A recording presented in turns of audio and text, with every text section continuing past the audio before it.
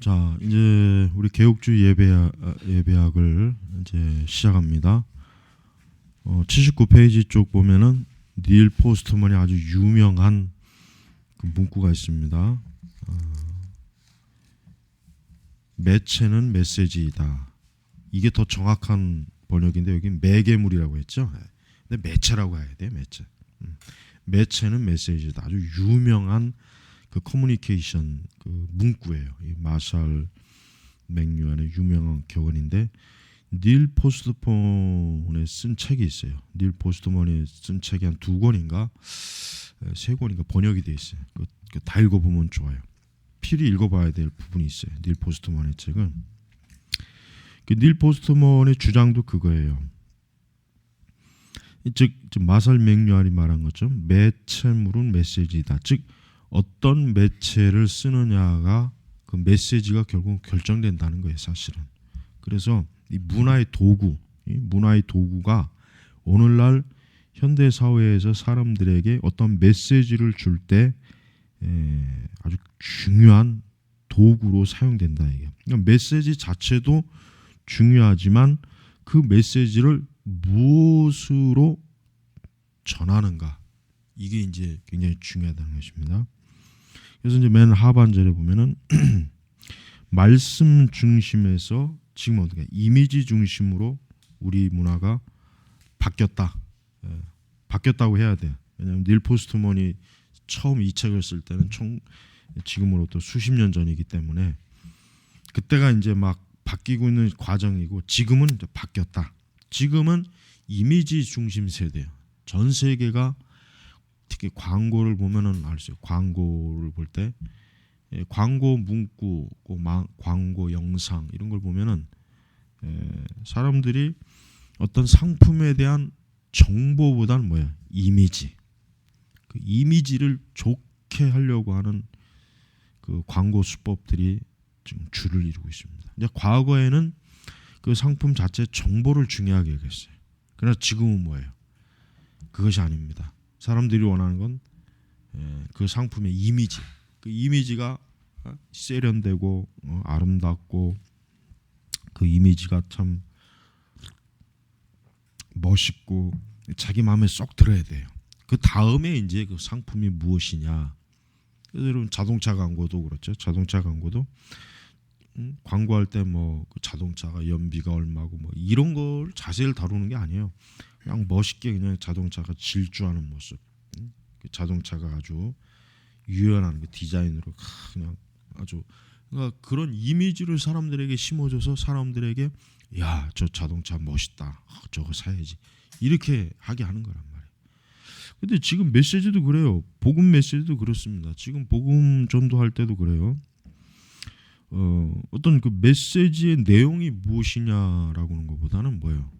그 메시지가 그 메시지를 멋있게 이미지화시키는 그런 전략으로 교회도 사실은 복음 전도 어떤 그 하나님의 진리 사역을 할 때 그렇게 하더라고요. 그렇게 많이 하죠. 그러니까 이게 뭡니까? 전반적으로 지금 이 세상이 이제 그 마샬 맥류한이 이제 그 제3의 물결을 통해 가지고 산업 사회 전반이 지금 변하고 있다. 산업 사회 전반이 지금 급속도로 지금 과거의 그 몇천 년 동안의 그 것과는 전혀 다른 지금 세계로 진입했다. 그래서 그 제3의 물결, 그 다음에 이제 제4의 물결, 이게 정보통신으로 또 변화. 이런 걸 통해서 지금 우리 교회들이 뭡니까? 그의 영향을 받고 있는 거예요. 영향을 받아서 계속해서 지금 그 문화에 의한 예배, 기도 아니겠어, 설교, 가르침. 그래서 80페이지에 보면 거기 중요한 게 있죠. 하나님에 대한 예배는 신성에 대한 이미지들과 눈에 보이는 어떤 것이 없는, 즉 우상들이 없는 것이어야만 했다. 전통적 이스라엘 예배에 대한 방법은 하나님에 대한 우리의 개념을 형성하는 중요한 요소에 기여하기 때문입니다. 물론 이것은 기독교 예배 역시 우상이 없는 것이어야만 한다는 것을 의미한다. 그러니까 과거 이스라엘은요 하나님을 보여주려고 하는 어떤 이미지를 만들지 않았잖아요. 대표적으로 형상, 어떤 형상, 하나님에 대한 형상, 그런 형상 비슷한 것을 만드는 시도 자체도 하나님 앞에 엄청난 죄악, 큰 죄로 하나님이 여겼단 말이에요. 그러니까 이스라엘은 하나님에 대한 이미지, 눈에 보이는 어떤 형태, 그래서 하나님을 빗댄 뭐 조각, 조상, 그림, 표상, 표지 이런 것들을 없애야 돼요. 광야에서 이제 불뱀도 나중에 어떻게 없애버렸잖아요. 불뱀도. 왜 이제 그것조차도 자칫하면 이제 하나님에 대한 어떤 형상화시키는데 또 사용되는 도구가 되니까. 그러니까 기독교 예배도 근본적으로 지금은 사실 지금 예배도 대단히 지금 이미지화 전략을 많이 써요. 오늘날 교회도. 그러니까 예배당 내부도 그렇고 또 뭐 영상으로 이제 막 프리젠테이션 하는 것처럼 설교도 그냥 탁탁 뭐 요약해서 앞에서 화면으로 띄우고. 그러니까 이런 것들이 이미지화 전략이에요. 이미지화. 그러니까 뭔가 사람들이 눈에 확 보여주는 거예요. 물론 이제 그렇게 해서 이제 더 교육 효과가 뭐 좋다, 크다, 뭐 교육 효과가 더 낫다. 이제 그런 뭐 또 긍정적인 것을 추구하긴 하지만, 그러나 하나님 말씀은 믿음은 들음에서 난다 그랬어요. 믿음은 들음에서 난다. 그러니까 우리 교회는 너무 뭐 지나치게 세상의 커뮤니케이션 수단을 뭐 다양하게 활용할 필요가 없어요. 말 그대로 가르치는 목소리만 잘 들으면 돼요.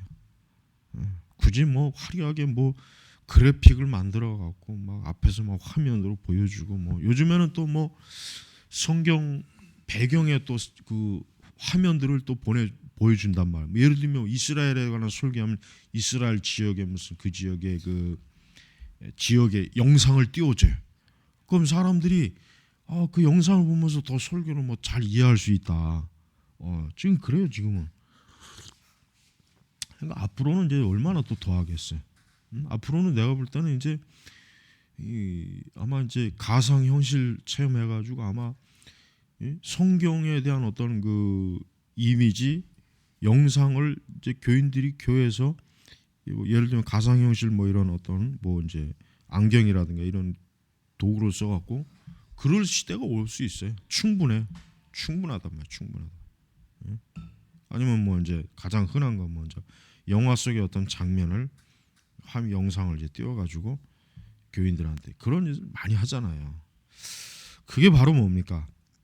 바로 하나님에 대한 예배는 신성에 대한 이미지들과 눈에 보이는 어떤 것이 없는, 우상이 없는 것이어야만 하는데 지금은 그렇지 않다. 거꾸로 하고 있는 거꾸로. 그 왜 그러냐면 목회자들이 더 효과적인 전달 방식, 더 효과적이고 더 현대적이고 더 정보통신 활용하고 더 지금 사람들이 좋아하는 방식을 선호하다 보니까 그런 기발한 것들을 추구하는 것입니다. 그러나 그럴수록 어떤 현상이 나타나요? 결국은 우리가 성령의 가시적 역사를 어때요? 소멸시키는 거예요. 그러니까 점점 더 우리가 성령 없이도, 하나님의 도움 없이도 교회가 얼마든지 기술로 다 이거를 해결할 수 있다. 이거를 심어주는 거예요. 그래서 참 그 될 수 있는 한 우리는 최소한의 기술의 도움만 받고 될 수 있는 한 우리는 뭐 앞에다 무슨 뭐 화면을 깐다든가, 뭐 성경 구절을 뭐 화면에 띄워준다든가, 그런 것들은 좀 절대 안 하는 게 좋습니다. 안 하는 게. 그게 굉장히 편리하고 좋을 수는 있겠지만 그런 거에 거기에 이제 오래 물들으면은 결국 성령의 어떤 하나님의 초자연적인 역사와 이런 것들에 대한 그 사람들의 마음이 어때요? 이런 것들이 사라져 버려요.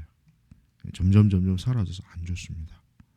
그래서 우리는 우리 개혁교회 예배는 이런 부분에서 좀 엄격해야 됩니다. 개혁교회는 다른 이제 복음주의나 은사주의 이런 교회들처럼 그냥 교회 예배당에 어떤 뭐 여러 가지 뭐 온갖 뭐 모든 도구들을 다 끌어내다가 뭐 예배를 완전히 철저하게 교육화시키는데 우리 개혁교회는 오직 강단 사역 중심, 그러니까 설교 사역 중심으로 해가지고 우리 교회가 아주 철저하게 어때요? 오직 하나님의 능력과 말씀만을 전적으로 의지하도록 하는 그런 수단. 그러니까 우리의 시청각 전체를 오감을 통해서 하지 말고 사람들이 잘 듣게 하는 것만 우리는 중요한 거야. 잘 듣게 하는 거. 물론 이제 시청각 자체가 뭐 나쁘다라기보다는 때로는 뭐 좋은 시청각이 있으면 우리가 그걸 교육에 활용할 수는 있어요. 이런 그 성경 공부나 교리 교육할 때. 그러나 우리가 예배 때는 아니에요. 예배 때는 시청각을 활용하면 안 돼. 아니 청각 외에는 예배 때는 뭐 눈에 보이고 뭐 잡히는 이런 형태의 예배를 추구하지 말고 하나님의 말씀을 들려주는 거. 들려줘서 저들이 말씀을 듣고 그 진리를 생각하고 그 진리를 자꾸 마음에 깨닫고 이렇게 해야지. 근데 이거 굉장히 이거 참 중요하고 단순한 건데도 참 지금은 이걸 아주 좀 뭔가 좀 뒤처진 아주 그 옛날 그 고리타분한 그런 방식이라고 저들은 생각하는 거예요. 자, 우리 두 번째는 하나님 자신의 성품과 말씀이 하나님에 대한 우리 예배를 통제해야 된다. 예, 아주 중요한 겁니다. 사실 예배를 딱 보면은 지금 이 예배를 주관하고 이 예배에 참여한 사람들이 어떠한 신앙인가를 아주 잘 할 수 있어요. 잘 할 수 있어요. 그러니까 예배 자체를 딱 봤을 때 그 예배가 막 은사주의 뭐 다양한 은사를 주장하거나 그 온갖 다양한 막 올겐 화려한 성가대들이 또 그냥 질비하고 예배 순서도 뭐 아주 그 여러 마치 무슨 뭐 쇼하는 것 같은 그 순서에다 모든 걸 다 계획적으로 다 이렇게 짜서 하는 예배. 그런 예배들이 결국 그 예배를 계획하고 주도하고 계획하는 사람들이 어때요? 그들의 그들의 신앙을, 그들이 가지고 있는 문화관을 금방 알 수 있는 거예요. 그래서 이 두 번째는 그런 것입니다. 하나님 자신의 성품과 말씀이 하나님에 대한 우리 예배를 통제해야 돼요. 근데 지금은 우리가 예배를 통제하잖아요. 지금 우리가 말씀이 예배를 통제하지 않습니다. 하나님이 예배를 통제하지 않고 우리가 예배를 통제하는 거예요. 우리가. 그래서 그 예배를 그 통제함으로 말미암아 하나님의 본성과 계시가 어때요? 우리 예배를 통제하라 그랬죠. 그러니까 지금 여기 보면은 그것들에게 절하지 말며 그것들을 섬기지 말라 그랬어요. 그것들에게 절하지 말며 그것들을 섬기지 말라. 이 말씀이 예배를 통제해야 되는 거죠. 정말. 예를 들면 가톨릭 같은 경우 어떻습니까? 가톨릭 같은 경우 저들은 10계명의 2계명의 그 형상에 관한 부분에 있어서 저는 굉장히 어때요? 완전히 정면으로 거부하는 거예요. 예배당하다 각종 뭐 특히 마리아상, 어떤 뭐 성당은 뭐 교회 그 지붕 꼭대기 위에 마리아상을 이렇게 크게 세워놨더라고요. 그리고 대부분의 성당 입구 들어가면 입구 쪽에서 마리아상을 세워서 신도들이 들어가면서 그 앞에서 한번 이렇게 뭐 절을 하거나 어떤 뭐 이렇게 수그리거나 꼭 그러더라고. 오고 가면서. 그러니까 그런 것들이, 근데 저들은 그거를 전혀 잘못된 것으로 안 봐요. 왜? 워낙 그거 자체가 이미 벌써 몇천 년이 됐으니까. 뭐 종교기 그 가톨릭이 생긴 지부터 지금까지 뭐 한 1500년도 넘네요. 그러니까 그런 전통, 그들은 그 전통이 성경, 그들이 그 전통 자체도 뭐야? 하나의 권위가 있는 거기 때문에 뭐 성경에서 형상 만들지 말라고는 전혀 상관없다고 보는 거예요. 왜 이 전통 자체가 권위가 있다 이거예요. 신적 권위가 있대. 신적 권위가. 단순히 뭐 세우고 안 세우고가 아니라 그들은 자신들이 하는 모든 것 자체에 신적 권위를 부여해요. 그러니까 이게 우리가 뭐 예를 들면 그거는 말씀이 아니다 해도 이게 안 먹히는 이유가 뭐냐면 그 자체 전통의 신적 권위가 있기 때문에 성경하고 대등하게 보는 거예요. 그래서 십계명, 이계명 아무한 거 설명해도 천주교인들이 그 말씀 때문에 마리아를 숭배하는 게 이게 잘못이구나 그렇게 깨닫는 사람은 거의 없습니다. 하나님께서 깨닫게 해주시면 되지만 인간적으로 아무리 해도 안 돼요. 안 돼요. 절대 안 됩니다. 자, 그래서 지금 하반절에 나와 있죠. 이 명령은 로마 카톨릭과 동방종 심지어 개신교 일부 분파들에서 이루어지는 예배와 기도 가운데 형상에 직접적으로 분명하게 연관된다. 이제 개신교도들도 가면 갈수록 이 로마 카톨릭이나 동방 정교회에서 나타나는 신적인 의식 그런 아주 놀라운 저들이 생각하기에 굉장히 친밀한 그런 우상 형상을 끌어들이는데 지금 굉장히 열심히 있어요. 그래서 제일 나쁜 건 뭡니까? 하나님께 예배를 드리는 장소 안에 어떤 그 종교적인 아이콘, 종교적인 어떤 그림, 형상 이런 것들을 덕지덕지 만들어 온 예배다. 이 청교도들이 제일 싫어하는 예배다. 안팎으로 제일 싫어하는 게. 자, 그런 의미에서 우리는 강단이 특별히 강단 자체도 소박해야 돼. 강단에다 막 화려하게 뭐 이렇게 뒤집어 씌워놓고 페넌트를 이렇게 탁 또 걸어놓고 목사는 또 거기에 맞게 또 뭐 옷을 또 이렇게 그냥 뒤집어 입고 나는 그걸 보면은 굉장히 이질적이에요. 그냥 이게 뭐 왜 저래야 되나? 그냥 좀 단순하고 깔끔하면 좋잖아요. 근데 그게 그렇게 또 싫은가 봐요. 그래서 개신교도 이 동방 카톨릭이나 동방 종교회만큼은 아니겠지만은 그러나 어쨌든 그걸 굉장히 좀 부럽게 보는 것 같아요. 부럽게, 굉장히 좋게. 자, 그래서 우리는 그저 81편 상반절을 보니까 이런 여론, 즉 글쎄 나는 성경이 그런 것을 말한다는 것을 알기는 알지만 나는 하나님을 이렇게 예배하는 게 더 좋다고 생각한다. 이게 아주 보편적인 지금 현상이죠. 사람들이 그래요. 이거 그래요, 옳긴 옳지만 그러나 뭐 이렇게 이제 의의를 제기하는 거야. 그러니까 그런 생각과 태도가 사실은 관용적인 거예요. 넓은 관용적인 마음을 가져가지고 사람들로 하여금 어때요? 사람들로 하여금 모든 걸 다 포용할 줄 아는 그런 예배, 그런 신앙으로 지금 하고 있습니다. 중반에 인간적인 모든 창의성과 주도권이 아니라 우리가 하나님을 예배하는 방법에 대한 구별은 뭐예요? 성경이 되어야만 된다. 성경. 그래서 하반절에 우리 자신의 어떤 혁신적인 행위, 생각, 상상, 경험 그리고 견해를 나타내주는 표상이 아니라 뭐예요? 성경. 바로 성경.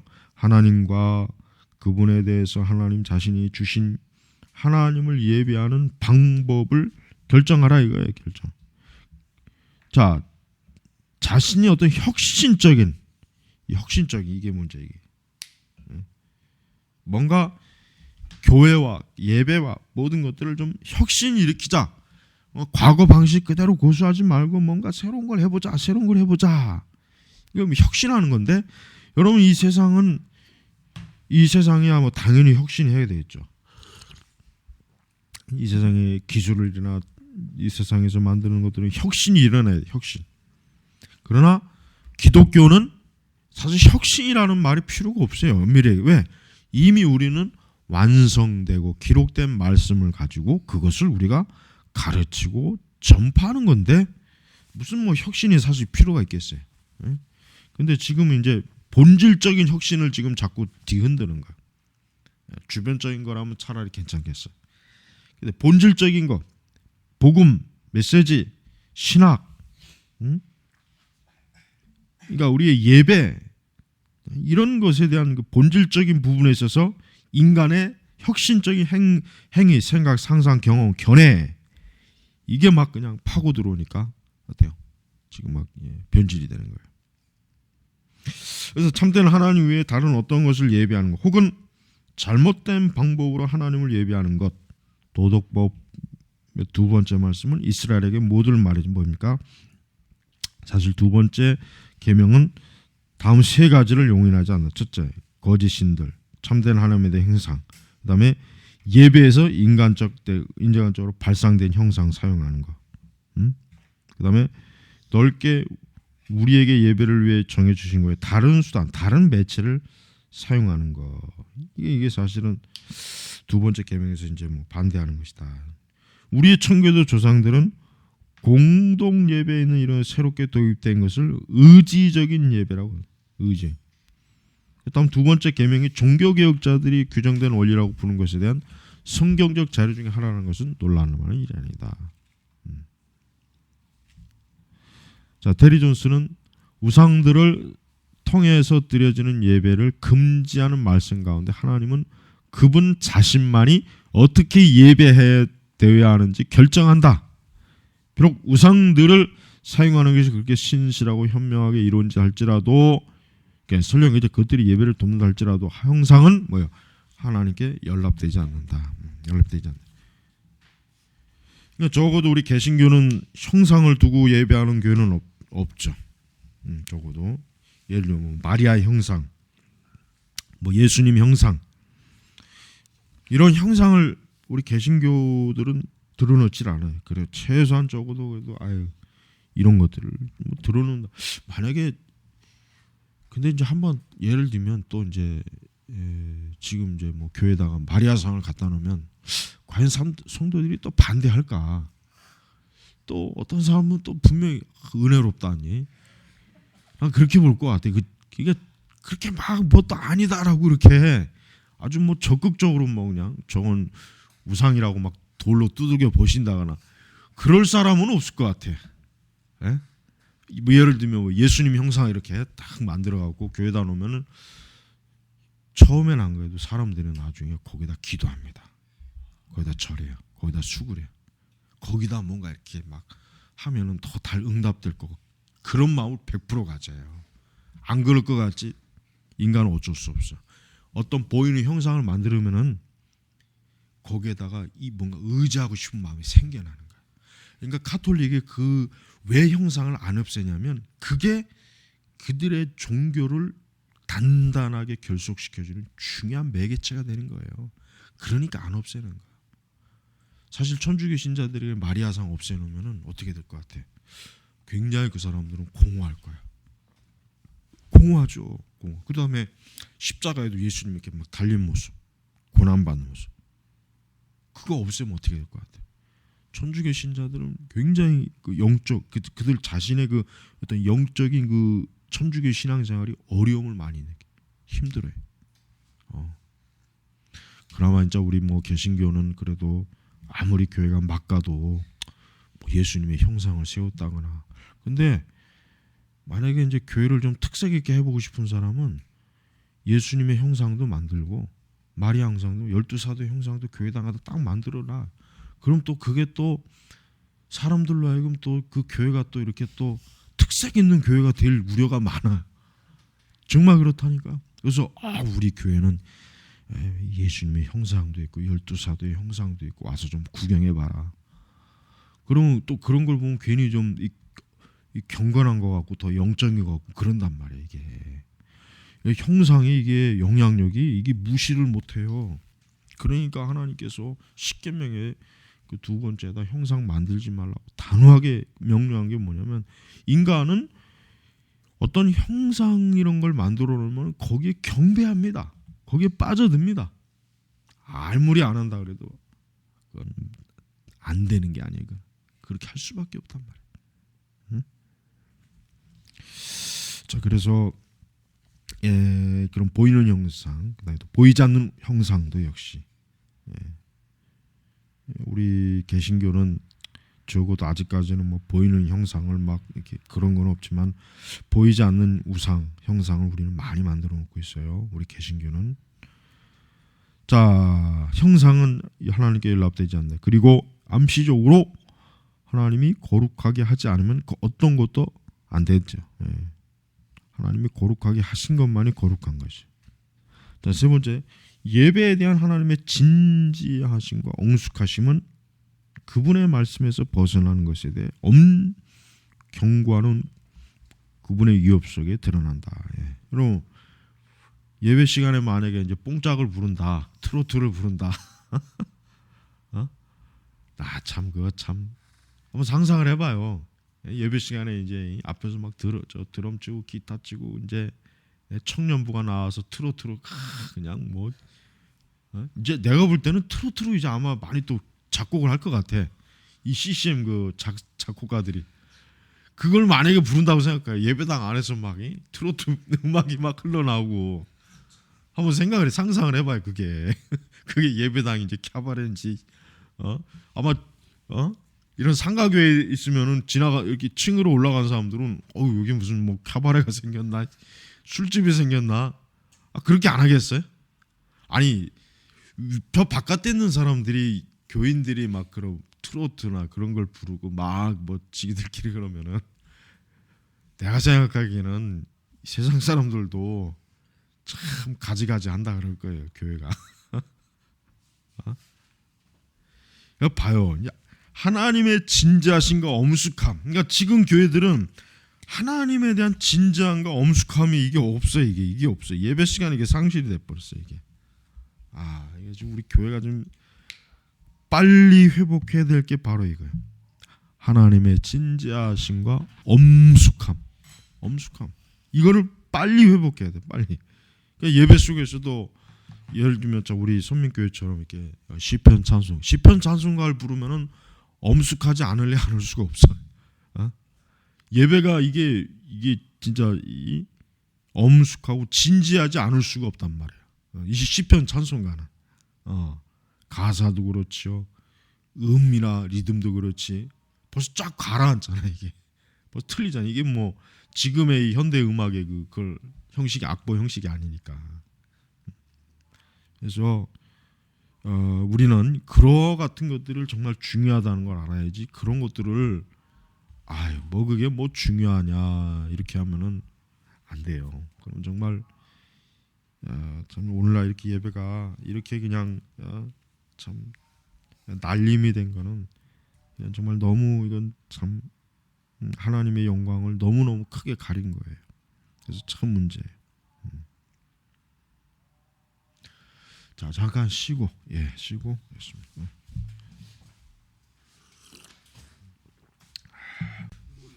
자, 우리 이제 계속 해가지고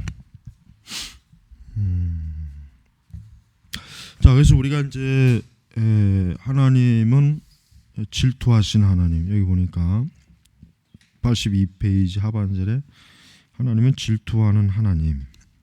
하나님은 여기 보니까 뭐 신인 동성론, 즉 하나님께서 인간의 위치에서 인간의 그 수준에서 이해할 수 있는 하나님의 그 자신의 성품을 드러내는 용어 자체가 뭐냐면은 이렇게 질투, 그다음에 하나님 화를 내신다. 그러니까 어떤 사람은 모르는 사람은 하나님이 뭐 화를 낸다니까 좀 무슨 하나님이 화를 내냐 뭐 이런데 그게 왜 그러냐면은 하나님이 화를 내는 거하고 우리 인간이 화를 내는 거하고는 전혀 다른 거예요. 질적으로 다른 거고 원인도 다른 것이고 근본적으로 다른 거예요. 그러니까 구약 성경을 잘못 이해하는 사람들은 구약의 하나님은 진노하시고 화를 내. 그러니까 그 사람들이 연상하는 거는 사람들이 진노하고 화내고 막 이걸 연상하는 거예요. 하나님께서 막. 근데 그게 아니란 말이에요. 하나님은 근본적으로 자신의 거룩한 성품을 드러내고 그 거룩함에 합당하지 않은 것에 대한 하나님의 그 불경건한 것, 또 하나님의 그 참 영광을 훼손하는 것들이 있죠.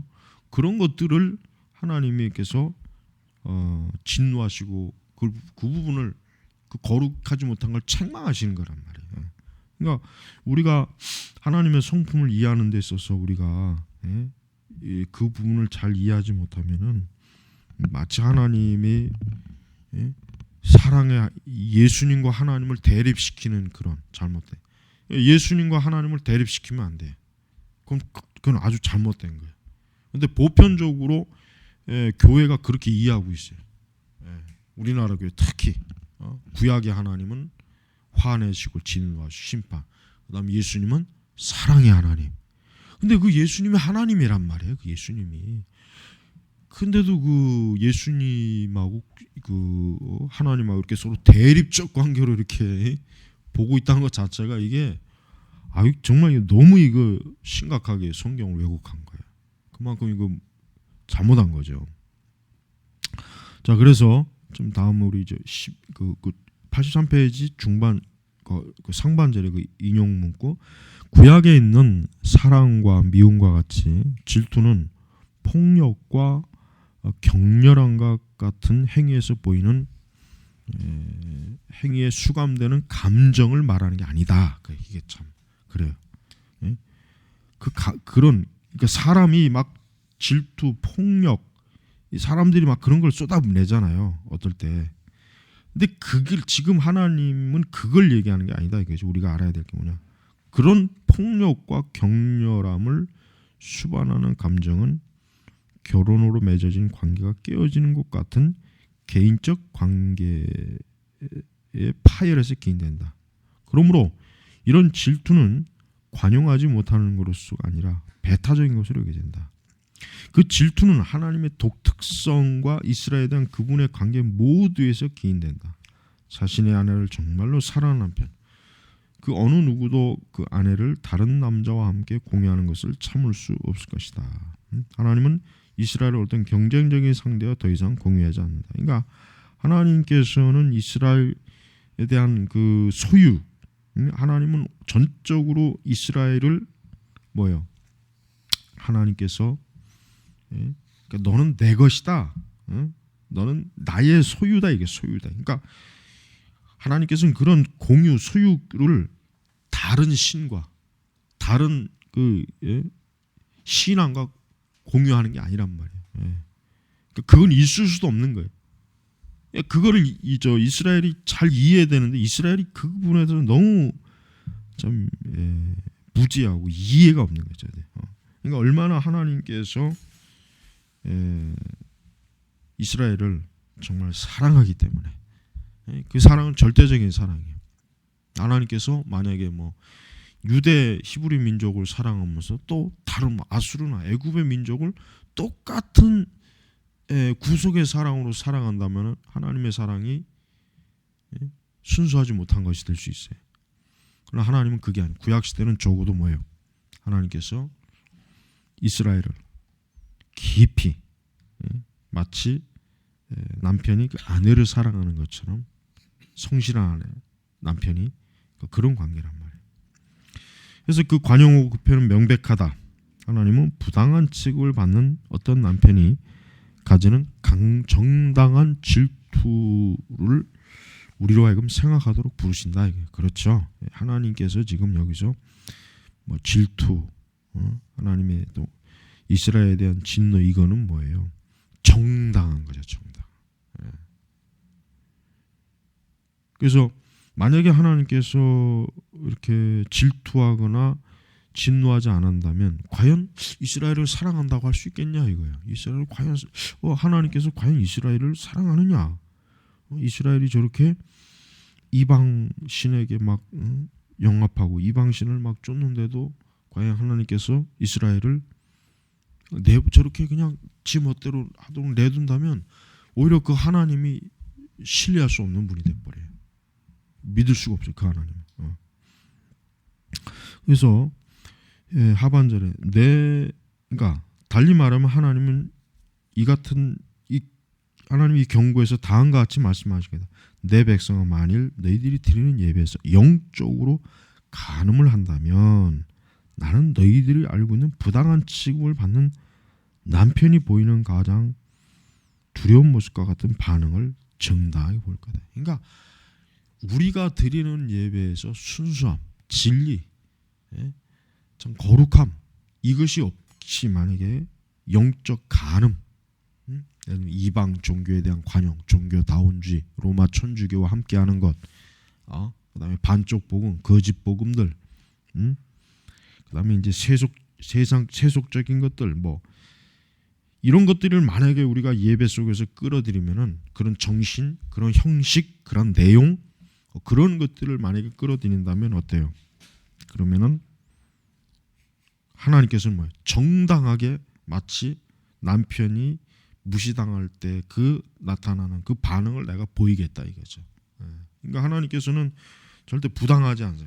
그러니까 하나님은 절대 하나님의 진노와 하나님의 질투와 화를 내는 것은 어떤 것도 부당하거나 잘못된 게 없어요. 진짜 잘못되고 부당한 건 이스라엘이죠. 하나님 백성이죠. 교회가 문제죠. 교회가. 오히려 꼭 우리가 이제 바로 이렇게 바르게 알아야 돼요. 자, 그래서 84페이지 하반절에 보면은 그래요. 무슨 상반절. 우리 예배의 신중함을 가져야 할 것을 말하는 개혁적 교리 또 다른 근거들을 다시금 보게 된다 이게. 그래서 하나님에 대한 엄격함, 하나님 죄를 철저하고 끝까지 징벌하시는 것. 그래서 하나님은 명령이 그러죠. 예배하는 자 하나님을 사랑하라, 사랑한다, 미워하다와 사랑하다라는 각각의 의미에 이해되어야 된다 이거. 그래서 성경의 내용으로 노래하라, 성경의 내용으로 기도하라, 성경을 읽어라, 성경을 전하라.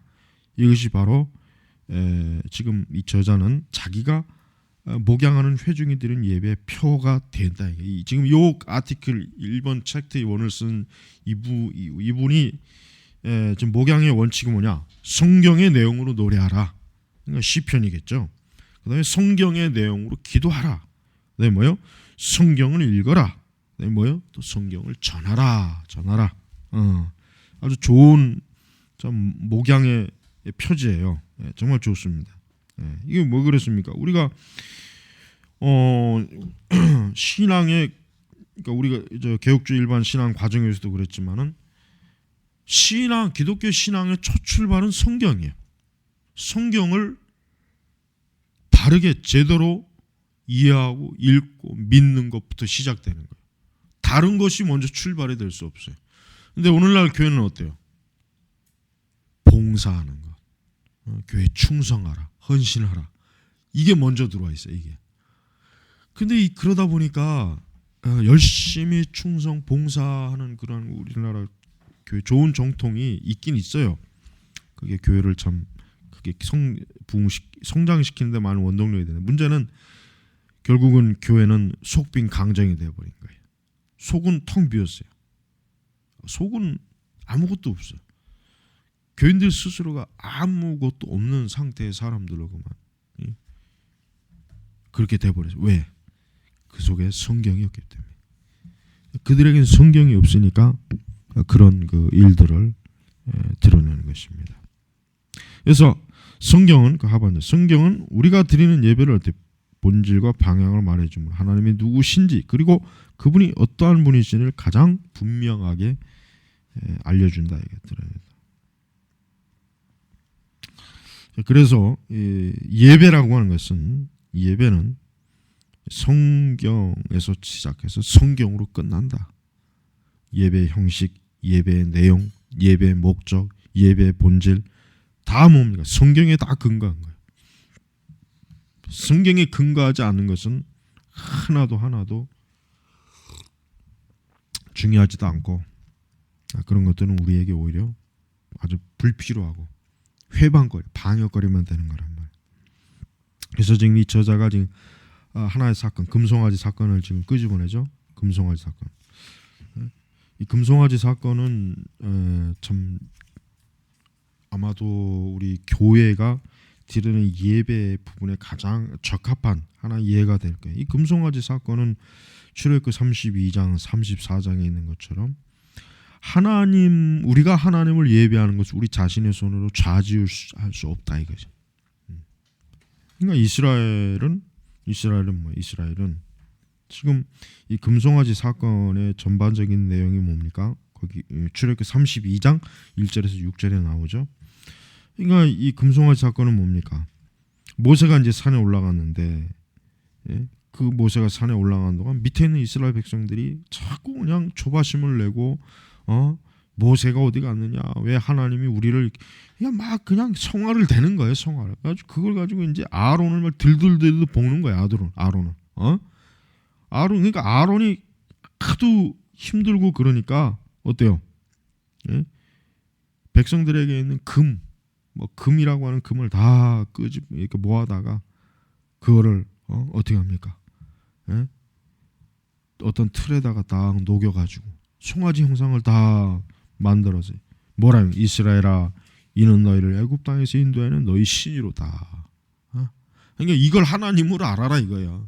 그러니까 너희들이 지금, 그러니까 아론도 그렇지만 이스라엘 백성들도 자꾸 하나님의 형상을 만들어서 하나님을 보려고 하는, 그러니까 믿음으로 하나님을 만나려고 하는 것이 아니라 자꾸 눈앞에 어떤 형상이라도 만들어놔야 좀 뭔가 안심이 되고 위로가 되고 그랬던 거예요. 그러니까 아론도 그냥 금송아지 하나 만들어가지고, 야, 이게 하나님이다. 이제부터 이 송아지를 하나님으로 알고 너희가 믿고 따라가라. 그러니까 이게 하나님께서 얼마나 이게 나중에 얼마나 이게 진노하십니까? 그리고 이스라엘은 또 좋다고 그냥 그 주위에서 춤추고 먹고 마시고 뛰놀고, 이게 이스라엘이 이게 진짜 이게 참 이게 출애굽한 지 얼마 안 돼서 이게 일어난 사건이란 말이에요. 이게 그러니까 이스라엘이 무엇에 오랫동안 쩔어 있습니까? 애굽의 문화, 애굽의 종교에 오랫동안 쩔어. 이들이 보고 배운 게 그거거든. 애굽인들이 우상 주위에서 막 춤추고 먹고 놀고 하는 걸 400년이 넘도록 그걸 맨날 본 거예요, 자기들이. 그러니까 우리도 그 애굽의 신이 있잖아. 여러 다양한 사람 머리, 올빼미 형상에다 사람 머리 올려놓고, 스핑크스, 대표적으로 스핑크스 같은 것도 그렇고. 그러니까 똑같이 행동하는 거예요. 똑같이. 애굽에 있는 사람들, 애굽에 있는 그 이방인들하고 똑같이 지금 해요. 똑같이. 이 사람이 이렇게 뭔가 눈으로 본다는 거 굉장히 영향을 많이 받아요. 보고 체험하는 게.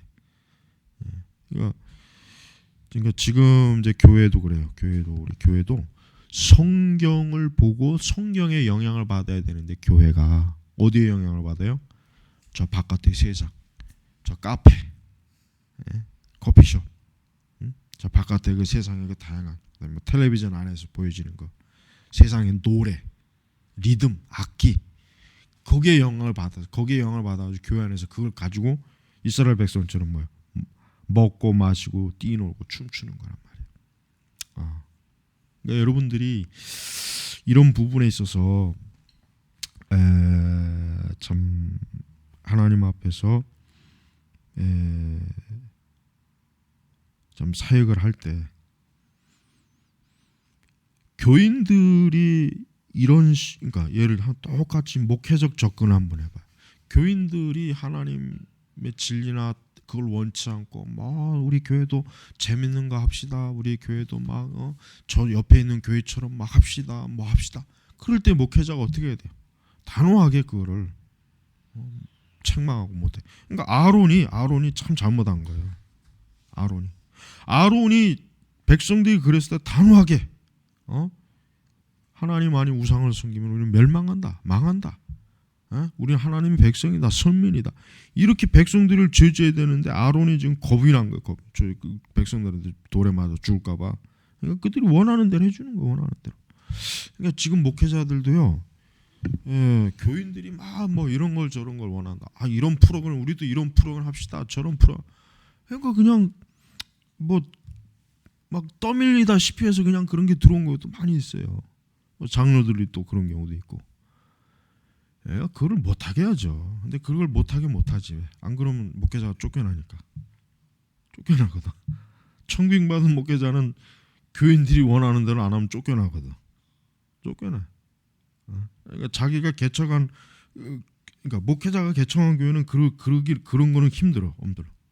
그러나 지금 교회들은 이 목회자들이 청빙하죠. 거의 다 지금 세대 교체가 돼 있다. 그러다 보니까 어때? 교인들이 원하는 거 막 그거 하자 그래. 그럼 목회자도 그냥 따라가야 돼요. 뭐 그게 성경적으로 아니다, 신학적으로 아니다 했다가는 뭐 당장 뭐 장로들한테 뭐 큰 아주 경을 치죠. 이런 요소가 있는 거예요. 그러니까 우리 개혁교회는 그러니까 이런 부분에 있어서 우리가 참 교회가 아까 얘기했죠. 우리가 하나님을 예배하는 것을 우리 자신의 손으로 자지우자. 그러니까 이게 사람이 지금 교회에서 주인이 돼가지고 막 뒤 흔들고 자지우지 하니까 이게 지금 아주 문제가 커졌어요. 그러니까 개혁교회에 대한 소망 있는 사람들은 교회를 개척을 해야 돼요. 개척을 해야지 일반 교회 들어가면은 이게 어려워요. 힘들어. 다 그래서 지금 문제가 생기는 거 보니까. 그래서 어떤 이런 그 금송아지 사건을 통해서 우리가 하나님의 그 진노하심, 또 어리석은 것들, 거짓 중재자, 86페이지 보면은 중보, 또 중재자. 이 금송아지는 두 번째 계명, 즉 그 우상은 뭐예요? 중재자를 나타내는 상징이었다. 여러분, 하나님과 우리 사이의 중재자, 중보자는 누구이십니까? 그리스도이시죠. 금송아지가 아니죠. 그 금송아지 사건은 엄청나게 심각한 사건이기 때문에 하나님께서 진노하셔갖고 아예 그냥 그 이스라엘 백성을 싹 쓸어 없애버리려고 했어요. 그래도 모세가 이제 중보기도해서 한 3천 명만 그냥 죽이고 하나님이 그냥 형벌하고 끝냈지. 그러나 두고두고 하나님께서는 이 금송아지 사건에 대한 하나님께서 계속적으로 이 부분에 대해서 하나님이 아주 불쾌하게 여겼어요. 목이 곧고 강팍하다 이거예요. 하나님이 아주 두고두고 이 부분에 대해서 이스라엘을 책망했어요. 그래서 이제 이런 그 금송아지 사건은 단순히 저들이 금송아지를 만들었다는 게 아니라 왜 만들었냐, 그리고 그 금송아지는 결국 뭘 의미하냐 이거예요. 그리스도를 거부하고 우상을 중보자로 여긴 거예요. 우상을. 그러니까 오늘날 종교다운주의가 비판받아야 돼. 뭐냐? 예수 그리스도가 아닌 다른 금송아지들. 이 종교다운주의는 뭐예요? 다른 금송아지들을 어때요? 중보자로 세우겠다는 거예요. 중보자. 그러니까 종교다운주의가 얼마나 교활한 것인지 알아야 돼요. 얼마나 이게 교활한 것인지 알아야지 이게 종교다운주의가 그냥 별거 아니다. 근데도 아까 그 신문에 보니까 이 WCC를 주도한 자들이 뭐 아이고 주제 파악도 못하고, 그러니까 이 WCC 같은 이런 그 집단은 종교다운주의 집단이거든요. 그건 명백해요. 그건 명백해요. 그 명백한 사실을 저렇게 막 손바닥으로 하늘을 가릴 것처럼 저렇게 하니까 말이 안 되는 거죠. 자, 87페이지 넘어가면은 우상 숭배는 그거로 끝나는 게 아니에요. 뭡니까? 우상 숭배는 반드시 뭐예요? 도덕적 타락을 낳아요. 여러분이 모세오경의 신명기 보세요. 이방인들이 어떠한 죄를 저질렀던 거, 어떠한 내용으로 저들이 죄를 다 나오죠. 하나님이 왜 그렇습니까? 우상 숭배의 결과가 그래요. 여러분, 우리가 귀신과 사단과 마귀, 우상을 섬기면 어떻게 됩니까? 그것으로 끝나면 좋죠. 아니에요. 인간의 도덕적 파괴, 윤리적 파괴, 성품의 파괴, 이 세상의 모든 정상적인 질서를 다 파괴시켜버려요. 파괴시켜. 그래서 인도 또 태국 이런 데 보세요. 얼마나 성적으로 타락했어요. 특히 인도도 그렇고 뭐 태국 같은 경우 전 세계에서 제일 그 트랜스젠더가 많잖아요. 아주 그 관광 사업이잖아요. 그 자체가 아주. 거기뿐이 아니죠. 일본은 또 어때? 일본도 그렇고. 그러니까 우상이 들어오면 들어올수록 그 더러운 귀신과 이 사단의 영향이 어떻게 돼요? 깊이 우리 사람에게 파고드는 거예요. 영혼에 파괴들고, 마음에 파괴들고, 정신에 파괴들고. 교회도 마찬가지입니다. 교회도 정통 교리가 사라지면 어떻게 됩니까? 교회도 도덕적 타락이 되는 거예요. 교회도 똑같아요. 교회가 정통 신학, 정통 신앙으로 돌아오면 어떻게 됩니까? 교회도 그러니까 무슨 뭐 기독교 안에서 윤리 실천이니 뭐냐 이런 짓들은 쓸모없는 짓들이에요. 그들은 교리를 얘기하지 신학을 얘기하는 게 아니라 교회가 도덕적, 윤리적으로, 사회적으로 빛과 소금이 되자 뭐 어쩌고 저 좋은 말 다 하지. 근데 그것 그렇게 뭐 몇십 년 했지만 한국 사회가 더 뭐 도덕적으로 뭐 나아졌습니까?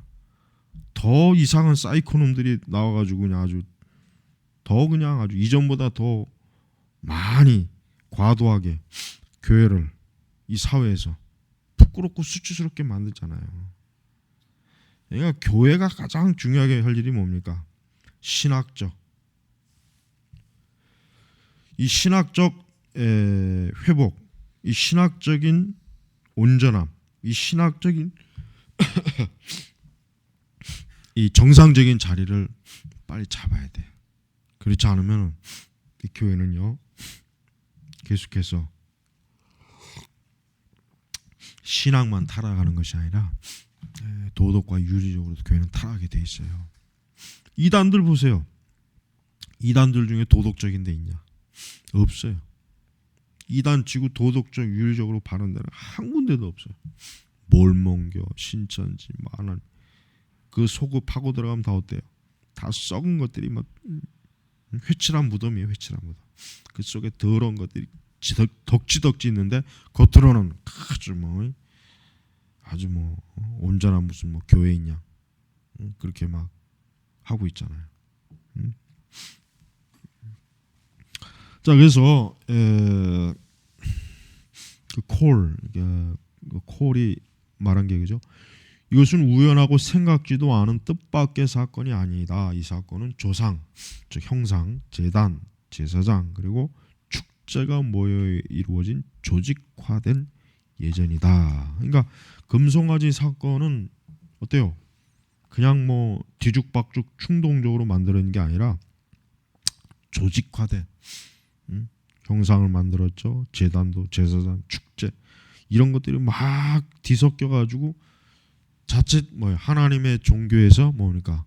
금송아지의 종교로 지금 한때 확 지금 변질이 돼요. 한때 변. 그때 하나님이 이제 이미 모세로 하여금 저 밑에서 지금 우상 숭배하고 있다. 저들이 지금 아주 하나님께서 그걸 모세에게 알려줬죠. 그래서 우리는 이런 것들이 이런 그 우상 숭배 사건이 결국 이스라엘로 하여금 뭡니까? 타락한 예배를 하도록 하나님께 드려야 될 예배가 누구에게? 귀신에게, 마귀에게 한 거예요. 마귀에게. 그래서 이 혼합주의 혹은 다원주의는 그 모두가 어떻게 합니까? 이스라엘 진영에서 벌어지고 있던 일이었습니다. 그래서 하나님께서는 가나안에 들어가기 전에 저들에게 누누이 반복해서 말씀하신 거 뭡니까? 가나안의 우상을 섬기지 말아라. 가나안에 있는 그 온갖 우상과 더러운 죄악과 악한 일들을 너희가 절대로 본받지 말아라. 만약에 너희가 그렇게 하면은 내가 너희를 아주 철저하게 징계할 것이다. 심판할 것이다. 하나님이 경고했어요. 이스라엘이 경고했어요. 그런데도 그 경고를 무시한 거 보세요. 그러니까 나중에 결국 하나님께서 이스라엘을 이 세상에서 싹 그냥 지워버린 거예요. 지도에서 한때. 자 어떤 경우든 전체 보면 우리가 예배를 드리는 방법이 하나님께 매우 중요하다는 것을 다시 지적해 줍니다. 다음과 같은 여러 가지 적용점들이 금송아지 사건 속에는 이 원리와 그 원리들을 범한 것으로 첫째, 하나님의 시간을 기다리지 못하는 믿음의 적이다. 하나님의 시간을 기다리지 못. 그러니까 모세가 하나님의 부름을 갖고 올라갔잖아요. 그럼 모세를 기다렸어야죠. 근데도 이스라엘 백성들은 모세가 뭐 이렇게 안 내려오냐, 늦냐, 뭐 모세가 어떻게 된 거냐, 뭐 우리를 뭐 아마 속으로 버린 거냐, 저 혼자 도망간 거냐, 아마 지들끼리 그러고 있었을 거예요. 그러니까 이제 모세가 없으면 이제 큰 일이니까 어때요? 야 우리에게 이제 우리의 신이 될 자를 좀 만들어야 되겠다, 이런 생각을 한 거죠. 그러니까 인간은 항상 뭐예요? 항상 우상을 만들 준비가 돼 있어요. 우상은 절대 사라지지 않습니다. 이 세상이 멸망하지 않는 한, 하나님의 심판으로 어때요? 무너지지 않는 한 어때요? 우상은 절대 사라지지 않는다는 거 우리가 알아야 돼요. 두 번째는 우리는 우리 자신의 중재자를 선택할 수 없다. 그렇죠. 이스라엘은 금송아지를 자기들의 중재자로 세웠어요. 금송아지를 통해서 이제 모든 문제를 해결하고 광야도 벗어나고 가나안도 입성하고, 금송아지를 통해서 이제는 이스라엘은 이제 뭐 새로운 민족적 이스라엘 출발을 하려고 했는데, 그게 이제 잘못된 거예요. 중재자는 누가 세웁니까? 하나님이 세웠어요. 인간의 중재는 하나님만이 하시는 것이지 사람은 거기에다가 손을 댈 수가 없어요. 세 번째, 우리는 우리가 원하는 대로 혹 우리 뜻하는 대로 하나님을 그릴 수 없다 그랬습니다. 하나님은 이럴 것이다 저럴 것이다, 추측, 가정, 환상, 꿈, 이거는 절대 금하는 것입니다. 오직 하나님께서는 말씀으로 하나님의 백성들을 만나주시고, 말씀으로 하나님을 이해하게 만들고, 말씀으로 하나님을 깨닫게 하시는 게 하나님 기뻐하신 뜻이에요. 네 번째, 우리는 참된 하나님과 더불어 다른 어떤 것을 예비할 수 없다. 우리는 참된 하나님, 그러니까 더불어 다른 어떤 것을 예비할 수 없다. 그러니까 금송아지를 이것이 하나님이다 생각하겠죠. 금송아지 이게 하나님이다, 이제 이거 하나님으로 이제 믿어라, 이제 하나님의 형상을 너희가 그토록 보고 싶어 했으니까 이제 이게 하나님이다 생각하고 너희가 믿어라, 받아라 했지만 그거는 하나님 기뻐한 뜻이 아니었다. 이거. 우리는 하나님이 명하신 방법 이외에 그 어떤 방법으로 참된 하나님을 어때요? 예배할 수 없다. 예배할 수 없다. 이거. 그다음에 거짓 예배는 뭡니까? 거짓 예배는 중요합니다. 거짓된 삶과 부도덕을 초래한다.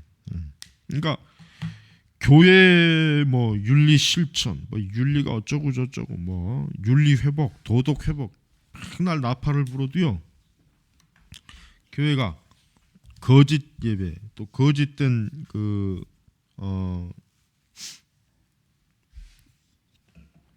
신앙을 가지고 있으면 어떻게 됩니까? 교회는 그것으로 그냥 끝나는 거야, 끝나는 거야. 그래서 우리가 주의하지는 안 돼. 몇 시까지 지금? 3.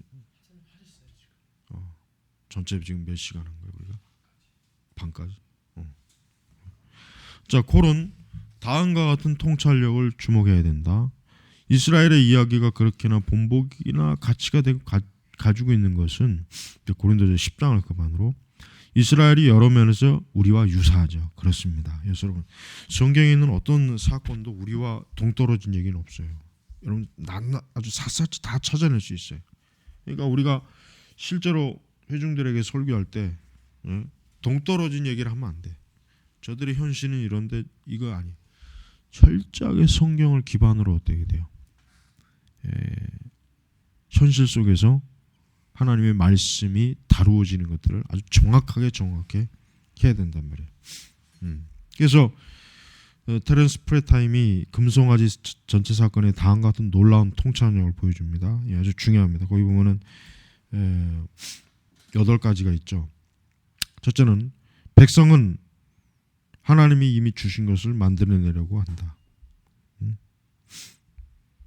그러니까 하나님께서 이미 이스라엘 백성들에게 하나님 자신을 드러내셨고, 선지자도 보내주셨고, 하나님께서 저들에게 모든 필요를 채워주시고 날마다 이끌어주지만 어때요? 저들은 그것 말고도 더 무언가를 만들어내요. 금송아지. 하나님이 아니라 백성들이 주도권을 잡고 있다. 네. 그러니까 하나님은 이것을 하나님에 대한 반역으로 하는 거예요. 반역. 세 번째는 제물들은 자원에서 드려졌기보다는 내놓으라고 요구되었다. 강제성이죠. 정성들여 준비한 것이 모두 빠져 있다.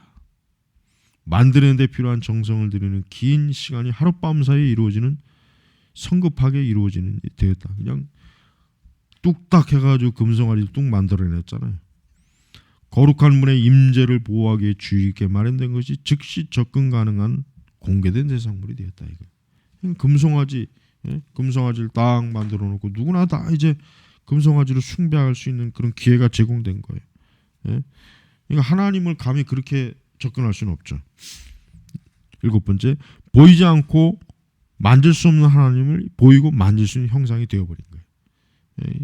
그러니까 저 이스라엘 백성들이 갈망하는 거, 사실 인간의 본성에 갈망하는 게 뭐예요? 보는 거예요. 보는 거. 자기가 믿는 신, 자기가 예배하는 그 신앙의 대상, 숭배의 대상을 보겠다, 보고 싶다. 그래서 바로 이것이다 라고 제시를 해버렸어요. 이스라엘. 8번째, 인격적이고 움직이는 하나님이 보거나 말하거나 행동할 수 없는 비인격적인 대상물들이 되었다. 자, 백성들이 자신들에게 좀 더 가까이 결속해 두기를 바랐던 그 하나님의 임재를 자신들이 상실한 것은 좀 아이러니하다. 자, 하나님은 분명히 살아계세요. 하나님 인격적이에요. 하나님 움직이십니다. 하나님은 행동하시는 하나님입니다. 그러나 금송아지는 어때요? 아무것도 못해요. 그건 오히려 사람들이 보호해야 되고, 사람들이 그걸 안아줘야 되고, 사람들이 지켜줘야 돼요.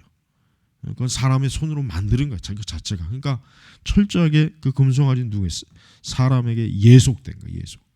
예속되었기 때문에 어때요? 금송아지는 엄밀하게 의미로 사람에게 숭배받을 수 있는 자격이 없어요.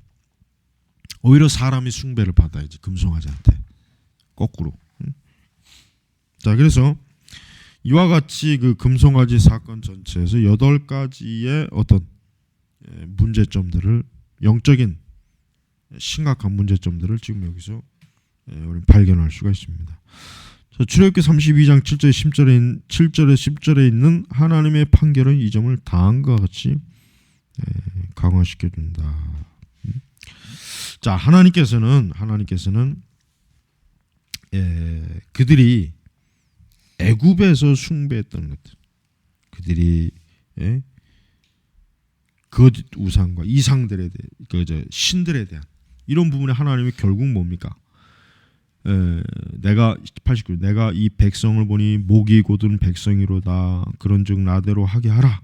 내가 그들에게 진노하여 그들을 진멸하고 너로 큰 나라가 되게 하리라. 그러니까 하나님께서 이제 뭐요? 모든 백성들을 다 질면하고 아브라함을 통해서 뭡니까? 새로운 어떤 한 민족, 한 백성이 되는 거예요.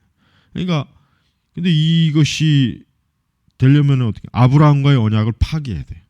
하나님께서 분명히 아브라함과 언약을 맺으셨잖아요. 하지만 하나님께서는 모세에게 이런 말씀하셨지만 나중에 그러나 모세는 하나님에게 간청하죠. 하나님의 언약. 하나님도 사실 왜 이런 말씀합니까? 하나님께서 그만큼 여기 뭔가 목이 곧은 백성이로다. 그러니까 목이 곧다는 겁니다. 교만하다는 거예요. 하나님 앞에 낮아지지 않고 교만해가지고 그냥 막 지 멋대로 막 이 이스라엘 백성의 특징이 그거예요. 이들은 400년이 넘는 동안 사실 애굽의 노예로 있었거든요. 노예는 뭡니까? 수동적이에요. 노예는 즉흥적입니다.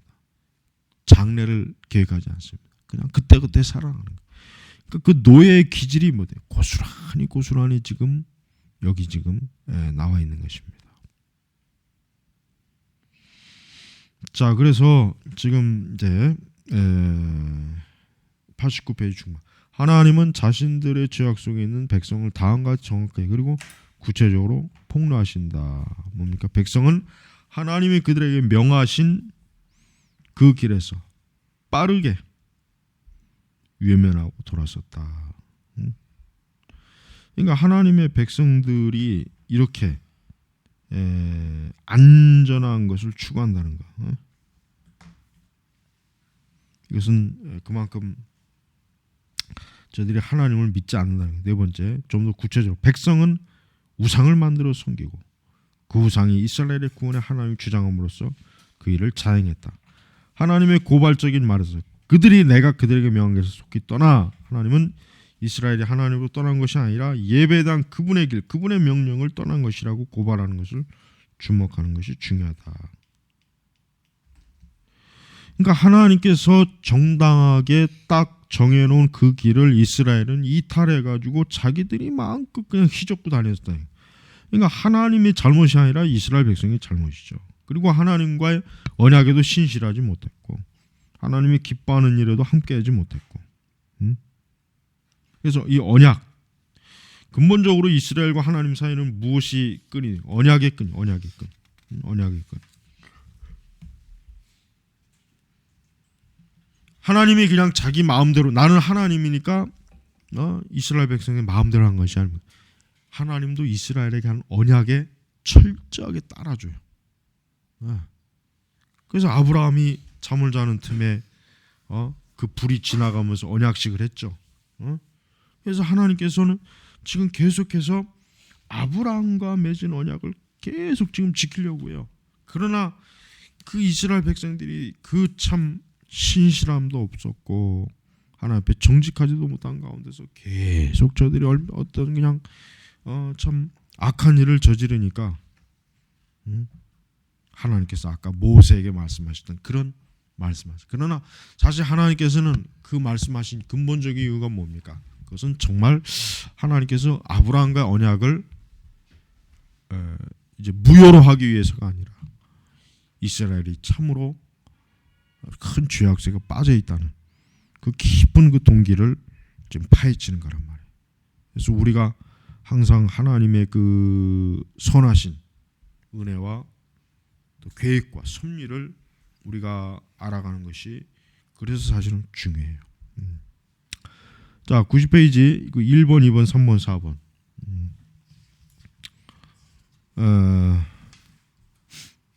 나답과 아비후 이야기. 나답과 아비후의 사건. 그다음에 하나님이 요구하는 신명기의 경고들. 신명기에는 많은 경고의 말씀이 있어요. 신명기 참 중요한 말씀이에요. 오늘날 신학교에서 신명기를 좀 제대로 가르치는 교회가 있어야 되는데 나중에 하여튼 신명기도 꼭 설교해야 돼. 지시되지 않는 사울의 예배 하나님 거절하셨죠. 다윗과 우사 법궤에 대한 이야기. 바로 이런 것들이 뭡니까? 하나님과 우리 사이의 언약의 관계. 하나님이 참으로 믿을 만한 분이라는 걸 우리는 알게 되십니다. 다섯 번째, 예레미야 당대 이방 예전. 이는 내가 명하는 뜻한 바가 아니다. 그러니까 이방 족속, 이방 민족, 이방 우상 종교는 다 이렇게 뭐야? 하나님의 그 거룩과 그 영광과는 서로 반대되는 그러한 것입니다. 그래서 이 네 가지 사례를 잘 읽어보고 다음 시간에는 이제 다음은 바리새인적인 예배를 거절하신 예수. 이제 신약으로 와서 신약에서 예수님의 참된 예배 모습을 우리가 이제 보겠습니다. 자, 잠깐 마치고 쉬고 이제 다음 있습니다.